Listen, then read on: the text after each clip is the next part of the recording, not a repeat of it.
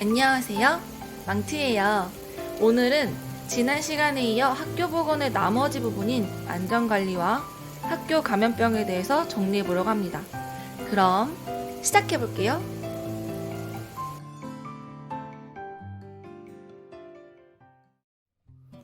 3번 안전관리. 실내 공기질 관리. 많은 사람이 있는 공간에서 환기가 부족한 경우 군집독이 발생할 수 있는데요. 군집독이란 실내에 다수가 밀집되어 있을 때 오염된 실내 공기로 인해 환기가 불충분하여 불쾌감, 두통, 권태감, 현기증, 구토, 식욕 저하 등의 증상이 발생하는 것을 말합니다. 마치 멀미하는 것 같은 증상을 떠올리면 이해하기가 쉬울 것 같아요. 군집독을 해결하는 가장 좋은 방법은 환기입니다. 올바른 환기란 마주보는 창문을 모두 열어서 충분히 환기가 되도록 하는 것인데요. 실내 사람수 곱하기 1인당 환기량 21.6 세제곱미터 나누기 실내 공기 용적을 구하면 시간당 환기 횟수가 나옵니다. 만약에 3.5가 나온다면 4회 이상 해야 된다고 기록하면 됩니다. 그 밖에도 실내 공기질을 관리하는 방법으로는 정기적인 점검, 기계식 환기 설비 수시로 가동하고요. 오염물질 방출 건축 자재 사용은 제한하고 친환경 건축 자재를 사용하는 것이 있습니다. 단, 미세먼지가 나쁨 이상인 경우에는 창문을 닫고 진공청소기와 물걸레 청소를 하며 미세먼지가 보통 이하로 낮아지면 창문을 열어 환기해야 합니다. 소음관리. 소음이 신체에 미치는 영향으로는 교감신경을 자극하고 수면을 방해하며 스트레스를 주는 것뿐만 아니라 청력 손실의 원인이 되는데요. 그 기전으로는 소음에 의한 손상으로 뇌의 코르티기간 신경 말단 손상으로 영구적인 청력 손실이 발생하게 됩니다. 이때 난청의 종류는 감각신경성 난청이며 노인의 청력 손실 기전과 동일합니다. 이러한 경우에 그 특징이 고음을 듣기가 어렵고요. 대부분 양측이 동일하게 손실됩니다. 교산의 소음 기준은 55dB 이하로 유지하는 것입니다. 학교 환경. 책상과 의자는 분리된 것으로 1인용을 사용하는데요. 책상의 경우 높이는 의자 높이에서 앉은 키 3분의 1을 더한 만큼이 적당하고 폭은 앉은 키 3분의 2 정도가 좋습니다. 의자의 경우 높이는 무릎 이하 다리에서 1.5cm 뺀 만큼이며 폭은 무릎 위의 다리 길이만큼이 적당합니다. 계단 부분은 넘어갈게요. 학교 안전관리. 화재 예방 교육은 매년 학교에서 실시하고 있습니다. 화재의 원인이 될 수 있는 위험한 물건은 갖고 놀지 않도록 하고 가스 사용 시 안전수칙을 준수합니다. 만약 화재가 발생하면 대처 방법이 중요한데요. 화재를 처음 발견한 사람이 불이야를 외치고 소화기를 들고 오도록 지시합니다. 소화기는 교실마다 하나씩 설치하며 햇빛, 습기에 노출되지 않도록 하고 사용이 편리한 곳에 위치해야 합니다. 소화기를 가지고 오면 불이 난 곳으로 다가가서 소화기 손잡이에 있는 안전핀을 제거합니다. 바람을 등지고 불이 난 곳보다 낮은 곳에서 몸을 구부리고 몸을 낮춰서 소화기 호스를 불이 난 곳을 향해서 중심부를 겨냥하며 바닥에서부터 위로 손잡이를 강하게 움직여서 마치 빗자루로 청소하듯이 구석구석 뿌려줍니다. 화재에 대비해서 미리 비상구는 어디에 있는지, 비상경로는 어떻게 되는지 교육해야 합니다. 대피 시에는 젖은 수건으로 입과 코를 가리고 몸을 낮춰서 뛰지 않고 빠르게 대피합니다. 만약에 달리게 된다면 바람을 유발해서 불이 더 강하게 될 수 있어요. 그리고 이때에는 절대 엘리베이터를 사용하면 안 됩니다. 학교폭력. 이 부분은 학교폭력 예방 및 대책에 관한 법률로 정리를 해보려고 합니다. 제2조 정의를 볼게요. 학교폭력이란 학교 내외에서 학생을 대상으로 발생한 상해, 폭행, 감금, 협박, 약취, 유인, 명예훼손, 모욕, 공갈, 강요, 강제적인 심부름 및 성폭력, 따돌림, 사이버 따돌림, 정보통신망을 이용한 음란, 폭력 정보에 의하여 신체, 정신 또는 재산상의 피해를 수반하는 행위를 말합니다. 올해에는 마스크 착용과 사회적 거리두기 그리고 온라인 수업 등으로 학생들의 접촉이 평소보다 많이 줄어들었기 때문에 학교 폭력이 예년보다 현저하게 감소한 추세입니다. 그렇기 때문에 이 부분은 우선순위에서 조금 뒤로 밀려날 것 같은데요. 하지만 임용 2차를 준비할 때에는 학교 폭력에 대해서 더 자세히 준비해두면 좋습니다. 예를 들면 학교 폭력을 예방하기 위해서 평소에 어떤 노력을 할 것인지, 가해 학생들을 어떻게 이해하고 교육할지, 학교 폭력에 의심되는 학생을 어떻게 발견할지 등에 대해서 한 학교의 보건교사로서 어떤 노력을 할지에 대해 나만의 답을 생각해보면 좋을 것 같아요. 또한 몇 달 전에 이슈였던 디지털 성범죄에 대해서도 눈여겨보면 좋을 것 같습니다. 학교폭력 실태조사는 연 2회 이상 실시하고 학교폭력 예방교육은 학기별로 1회 이상 실시해야 합니다. 학교의 장은 교감, 전문상담교사, 보건교사, 그리고 책임교사, 학부모 등으로 학교폭력 문제를 담당하는 전담기구를 구성하는데요. 이때 학부모는 전담기구 구성원의 3분의 1 이상이어야 합니다.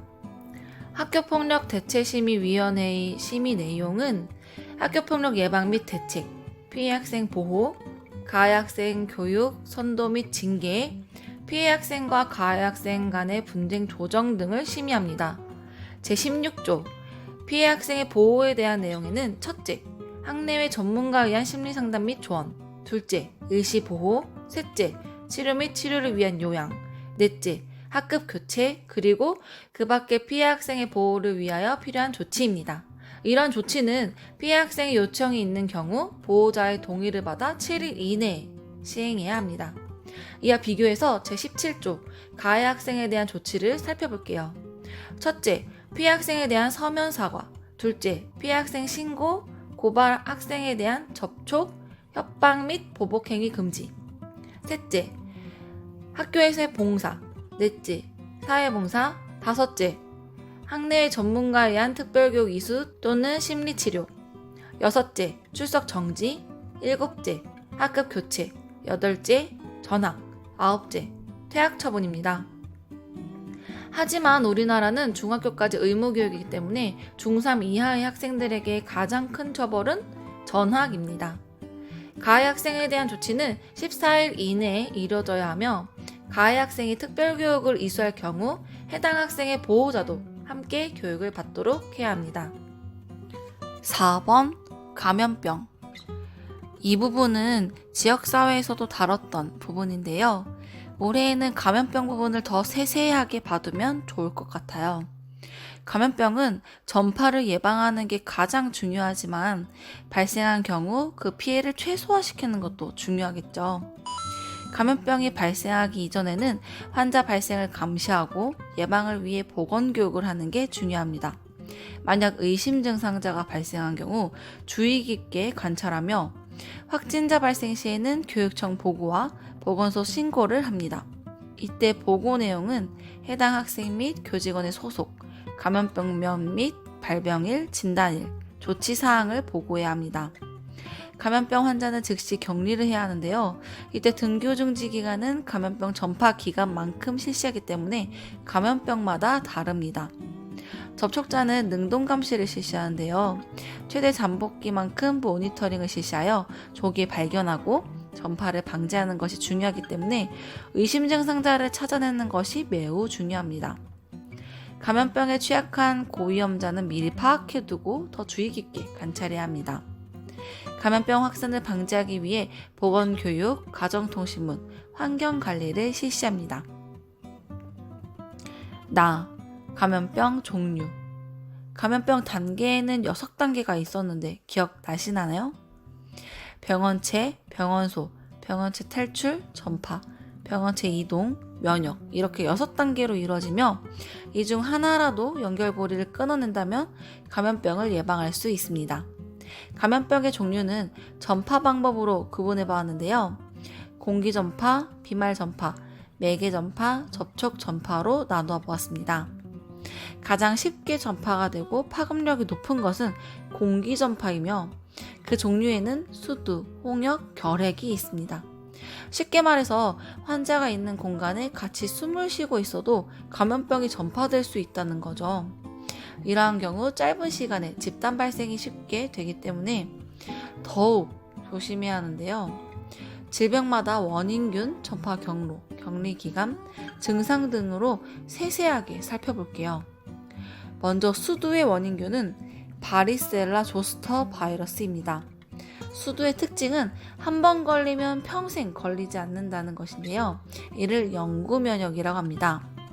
잠복기는 2, 3주 정도이며 발진이 생기기 전 1, 2일 전부터 모든 발진에 가피가 형성될 때까지 격리해야 합니다. 전파 경로는 공기 전파뿐만 아니라 호흡기 분비물에 의한 직접 전파와 수두, 수포의 접촉에 의한 전파, 그리고 호흡기 분비물이나 수포액이 묻은 물체를 통한 간접 전파로 감염이 됩니다.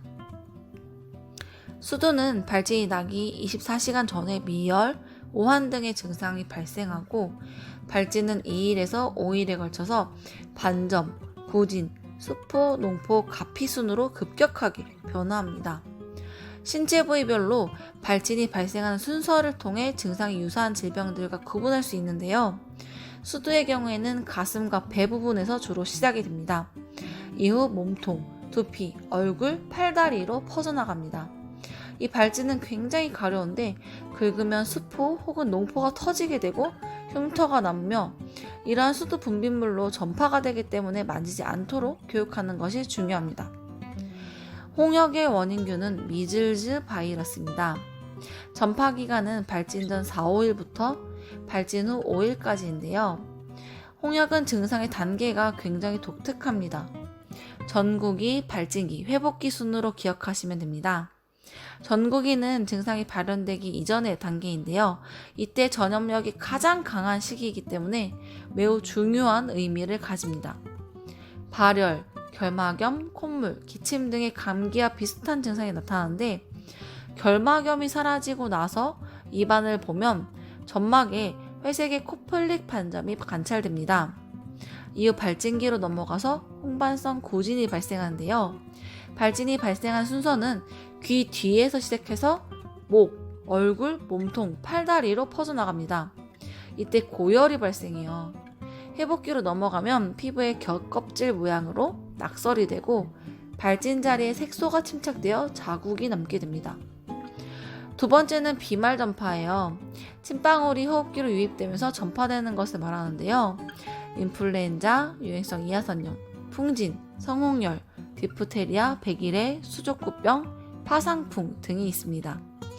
유행성 이하선염의 원인균은 멈스 바이러스이며 이하선 종창 일주일 전부터 종창 후 9일까지 전염이 가능한 기간이기 때문에 등교 중지를 합니다. 이 볼거리 같은 경우는요, 전염이 되는 유행성 이하선염과 전염이 되지 않는 그냥 이하선염이 있기 때문에 전염 가능성 여부를 반드시 확인해야 합니다. 한쪽에서 시작하다가 양쪽으로 침범이 되는 경우도 있고요. 주 증상은 열이 나고 종창이 진행될수록 통증이 매우 심하고 밥을 먹거나 입을 벌리는 행동이 어려워집니다. 특히 신음식을 먹을 때 통증이 더 심해지는 양상을 보입니다. 풍진의 원인균은 루벨라 바이러스이며 풍진에서 중요한 내용은 임신 초기에 수직 감염으로 태아에게 감염이 되기 때문에 임신 전에 풍진 예방접종을 실시해야 한다는 것입니다. 전파 기간은 발진 전 7일 전부터 발진 후 7일까지이며 미열과 림프절 종창으로 시작되어 얼굴에서 가슴, 등, 팔로 발진이 전신으로 급속하게 번지게 됩니다. 연분홍색의 홍반성 구진이 홍역과 비슷해 보이기도 하는데 불규칙하거나 융합되거나 색소 침착은 없습니다. 발진기에 결막염이 동반되기도 합니다. 성홍열의 원인균은 베타 용혈성 연쇄상구균으로 세균입니다.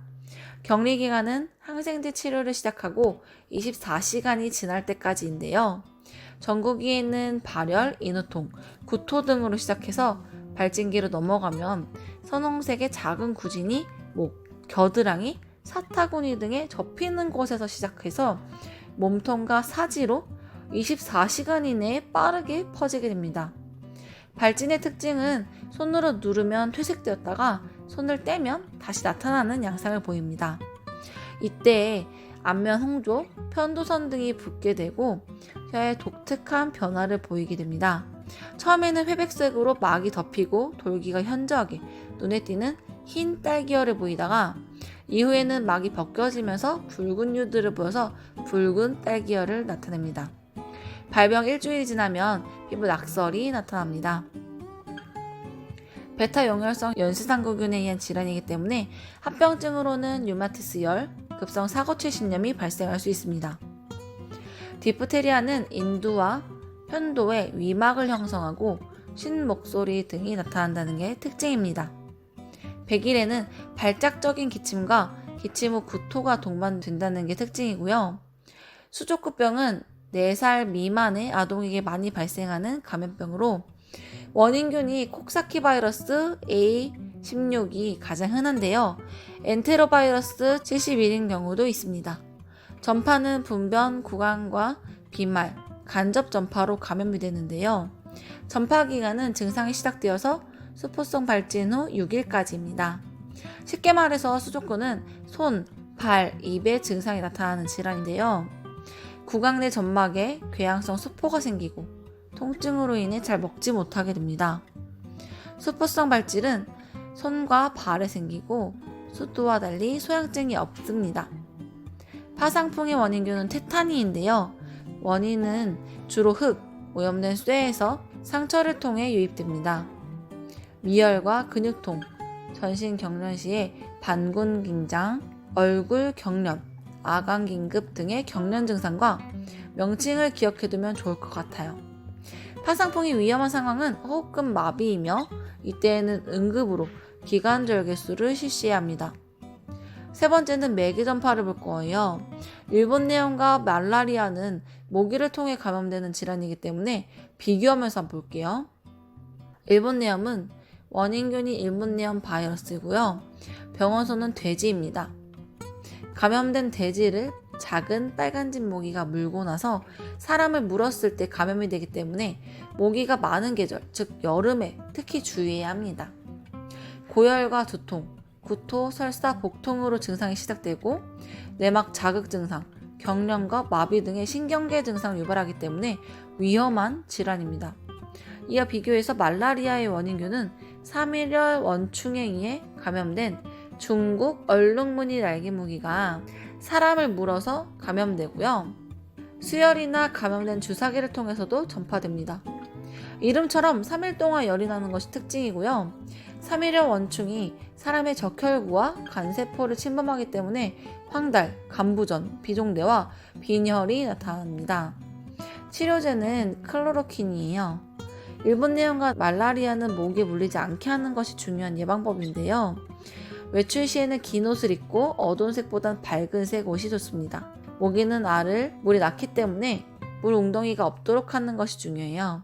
방충망, 모기향, 살충제 등으로 모기에 물리지 않도록 하는 것은 공통점이지만 일본내염은 돼지우리가 있는 곳으로부터 멀어지는 것이 중요하고 말라리아는 수혈 시 주의하는 것이 차이점입니다. 다음은 가을철 발열성 질환 3가지를 볼 거예요. 신증후군 출혈열, 쯔쯔가무시증, 렙토스피라증이 있는데요. 원인균, 전파 경로, 증상을 위주로 해서 보면 좋습니다. 신증후군 출혈열은 유행성 출혈열이라고도 하며 원인균은 한탄 바이러스입니다. 감염된 들쥐의 타액, 배설물인 소변이나 분변을 통해서 호흡기로 전염되며 사람 간 전염은 되지 않습니다. 증상은 발열기, 저혈압기, 핍뇨기, 이뇨기, 회복기를 거치는데요. 첫 시간은 발열기로 고열과 통증으로 시작됩니다. 열이 떨어지면서 저혈압기로 넘어가고 혈압이 감소되어서 쇼크가 발생할 수 있고요. 신장 손상 시 단백뇨, 혈뇨가 발생합니다. 또한 혈소판이 감소되어서 점상출혈이 나타나요. 신장 손상이 심해지면 핍뇨기로 넘어가는데요. 이때 점상출혈은 감소됩니다. 이후에 소변량이 증가되면서 이뇨기를 거쳐서 신기능이 정상으로 돌아오면 회복기가 됩니다. 쯔쯔가모시증은 원인균이 리케치아 쯔쯔가모시입니다. 설치류인 들쥐에서 기생하는 털 진드 유충에 물려서 걸리게 됩니다. 쯔쯔가모시증의 경우 반드시 진드기에 물린 까만 딱지가 관찰됩니다. 홍반성고진이 목과 몸통 주변에서 시작되어서 번지고 가피를 형성하지만 소양증은 없고요. 고열과 오한, 두통, 근육통이 동반되고 구토, 설사, 복통이 나타납니다. 가을철에 풀밭에 다녀온 일이 있은 후에 발진과 발열이 나타난다면 쯔쯔가모시증을 의심해 보아야 합니다. 렙토스피라증은 렙토스피라균이 원인이에요. 들쥐 소변으로 오염된 흙이나 물이 상처를 통해서 피부로 감염되는 질환인데요. 증상으로는 39도 이상의 고열과 내막 자극 증상, 눈충혈, 폐, 신장, 심장, 간 등으로 다양하게 증상이 나타나고 이 세 가지 질환 중에서도 가장 위험한 증상입니다. 네 번째는 유행성 결막염입니다. 원인균은 아데노바이러스이며 증상이 사라지고 2일이 지날 때까지 격리를 합니다. 접촉을 통해 감염이 되는 질환이기 때문에 등교중지를 하지 않고 접촉하지 않도록 격리하는 것이 핵심입니다. 예를 들면 어쩔 수 없는 경우에 안대로 가리거나 절대 만지지 않도록 하고요. 간접적으로 전파가 될 수 있는 수영장, 목욕탕을 가지 않는 것입니다. 다른 사람에게 전파시키기도 하지만 반대쪽 눈으로 전염되기 때문에 눈을 비비지 않도록 해야 하고요. 결막염은 위험한 질환은 아니지만 치료기간이 길어지면 합병증으로 시력 저하를 불러옵니다. 학생들이 눈이 충혈돼서 오는 경우는 정말 많아요. 알레르기성 결막염과 비교되는 특징적인 증상은 눈물이나 분비물이 많아진다는 것인데요.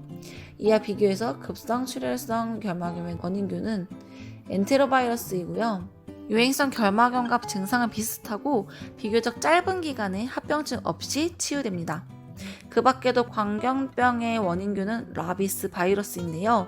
만약에 광견병에 걸린 개에게 물린 경우 멸균 식염수로 상처를 세척하고 출혈이 흐르도록 봉합하지 않는 것이 굉장히 중요한 간호입니다. 로타바이러스는 5세 이하의 아동이 설사하는 원인 중에 하나인데요.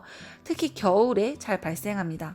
분변 구강과 비말 전파되는 질환이기 때문에 격리해야 합니다. 소화기 전염병에는 세균성 이질, 장출혈성 대장균 감염증, 콜레라, 장티푸스가 있는데요.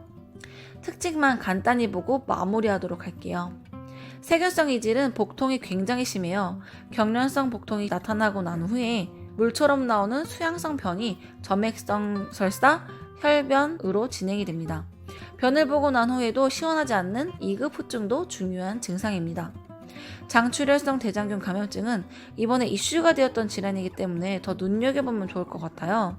원인균은 이콜라이 O157이고요. 주요 병원소는 소예요. 덜 익은 소고기 패티가 들어간 햄버거를 섭취한 후에 발병되는 질환으로 많이 알려져서 햄버거병이라고도 하죠. 그렇지만 소고기뿐만 아니라 오염된 우유로도 감염될 수 있습니다. 갑작스러운 수양성 설사가 혈변으로 변하고 복통도 심합니다. 이 질환은 열이 나지 않고 설사의 백혈구도 발견되지 않습니다. 합병증으로는 용혈성 요독 증후군이 나타나는데요. 세 가지 증상이 있어요. 급성 신부전, 혈소판 감소증, 용혈성 빈혈이 특징입니다. 특히 5세 미만의 아이거나 노인에게는 굉장히 위험합니다.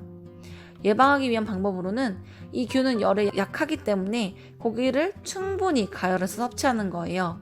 우유는 멸균된 제품을 섭취하고 채소는 깨끗한 물에 세척해서 섭취합니다. 콜레라의 원인균은 비브리오 콜레라이며 일반적으로 복통과 열 없이 심한 수양성의 설사를 보는데 마치 쌀뜨물과 같다고 표현합니다.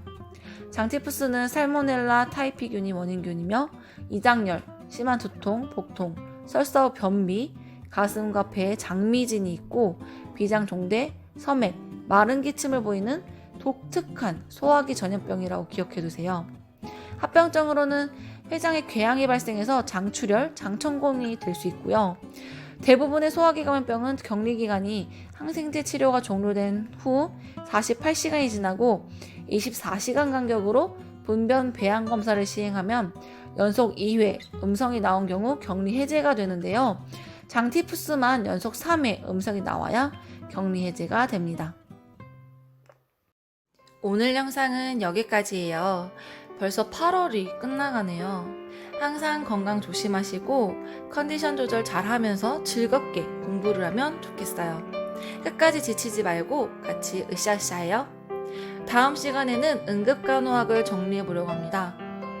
다음 영상에서 만나요. 그럼 안녕.